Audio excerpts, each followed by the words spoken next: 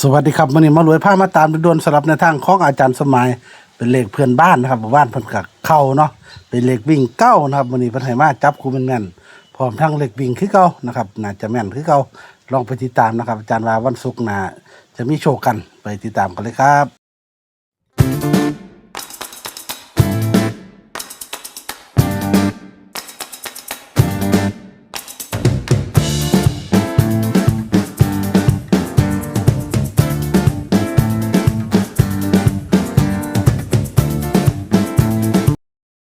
ภูมิตามในวทางวันนี้เล่าต่ออาจารย์ครับผมวันนี้วันศุกร์เนาะครับผมอ่าวันศุกร์ให้รวยยกช่องเด้อวันนี้ครับผมอยู่เสียละนิดเสียละนิดเนาะอาจารย์เนาะ โอ้แต้มเดียววิ่งเรื่องละเข้าตลอดนี่ดอกคันครับมันก็ดังแต้มเดียวเตรียมเดียวมีแต่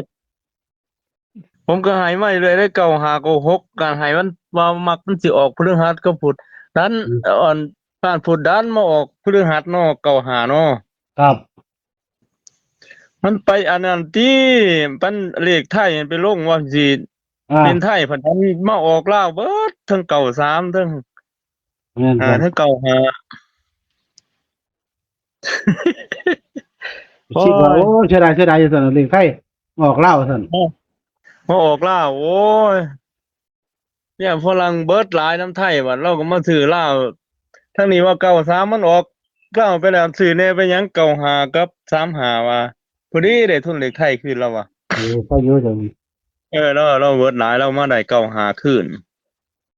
ครับเลขอาจารย์ให้หั่นล่ะมาถึก3ตัวอีกที่เราถึกตดอืมออกเบิด3ตัวหมอรวยมันออกอันมันเลขตรงๆมันหัน3เลขแล้ว395เนาะครับถ้าว่าเลขของอาจารย์ลงผัด935เงินไปเลยตามเล่าตอนมาจันเราตามเราต่อเราเบิดหลายบ่จักทางสิไปสิมาแล้วอุกอังแล้วพอดีแล้วมาได้ทั้งตดได้ทั้งทองหากับหมู่เพิ่นครับพอดีเพิ่นว่าได้ทุนคืนกำไรอยู่แต่ว่าบ่หลายเพิ่นว่า ครับอยู่ได้จันเออเอามื้อนี้อันเขาวิ่งเฮาหมอรวยครับครับผมมื้อนี้วิ่ง2กับ9เด้อ2 กับ 9นะครับ2กับ9 29272927ครับเข้า796 7996เลย9796ครับอ๋อเป็น97นะจันเนาะ97 969796แล้ว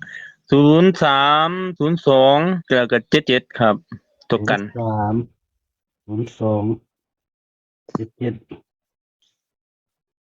ตัวกันครับอืมตัววงกลมก็คือ29กับ97เด้อครับครับสองตัว14บ่ต้องการหลายก็ฟัน29กับ97 2ตัวพอถ้าผู้ใดเกี่ยวกับ0ก็02กับ03เนาะหมอรวยครับมักเบิ่นก็77ตัวเดียวโลดมื้อนี้วันศุกร์มันเคยเป็นถ้ามันสิมาเบิ่นอีกอืมอาจารย์ให้กันครับวันนี้หมมันก็อรวยครับเอาวิ่ง2อาจารย์วิ่ง2 กับ 9บนล่างนะครับจับครับผ29ม2797ครับ96นะครับกันหลักศูนย์อาจารย์03 02กับเบิ้ล77ครับผมครับผมถูกต้องครับถูครับกต้องตามอาจารย์เนาะมันก็ครับเจาละแต้มอาจารย์ไม่ว่าจับกระดักถืออยู่แต่ว่ามันแนวมันก็เอาไปลงหลายตัวเนาะอาจารย์แม่นอาจารย์บ่เน้นหลายตัวดอกคันเขาก็ให้ FC ได้โลดก็หลายตัวหลายมันก็บ่ไหวผู้ซื้อผู้ซื้อเขางงอาจารย์บ่ให้หลายดอกให้แต่คัดเอาตัวเด็ดๆโลดนะคือกันเลขเดินโลดเลขกำลังวันของอาจารย์ครับผมว่าเห็นอาจารย์มันก็เลยบ่เข้าเนาะมันน้อยตัวอาจารย์สิมักอาอยู่แต่มันจารย์สิรู้คันเอาหลายตัวเขาทุกงวดอยู่ดอกอาจารย์หั่นมันบ่ไหวติ แม่นเอาแต่อาจารย์ตัวเด่นก็บางละเก่าอยู่แต่เฮาก็บ่อยากหลายตัวว่าซั่นครับหรือว่าปูเพิ่น อันนั้นฝันดีแล้วว่า ครับ เกี่ยวกับเลขได้ความฝันมาแล้ววันเด็กคำนวณมากก็เอาของอาจารย์ไปเปรียบเทียบเนาะหมอรวย แม่น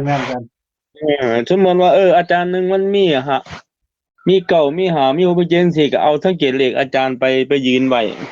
ใส่กัก็นซื้อเอาครับ หมอรวย แม่นครับ มันทั้งเกรดอาจารย์สมัยมีตัววิ่งตัวใดนอมื้อนี้ผู้ใดนอฟันเกี่ยวดีๆเนาะมีเลขลักษณ์อาจารย์ไปยืนกับไปประกบเอาเนาะหมอรวย ครับ มันก็มีใช่ไปแล้ว เลยมีเก่าทิศก็คืออาจารย์แนวเด้ผู้ฟันแม่นๆ คือ เด้อาจารย์ อาจารย์ให้ว่าอาจารย์ให้มีเก่าเบิ่งผู้ฟันแม่นเพิ่นมีหยังแหน่มันมีหามี6มี7บ่หรือจังไดก็ปกดไปก็ได้เนาะหมอรวย ครับ อืมอ้าว ขอบคุณเลย แค่ ครับ นี้ อาจาร เนาะ ย์ หมอรวยเนาะ ครับผมขอบคุณเลยครับอาจารย์ครับ ครับผช่วงหลังครับ ม ผมสวัสดี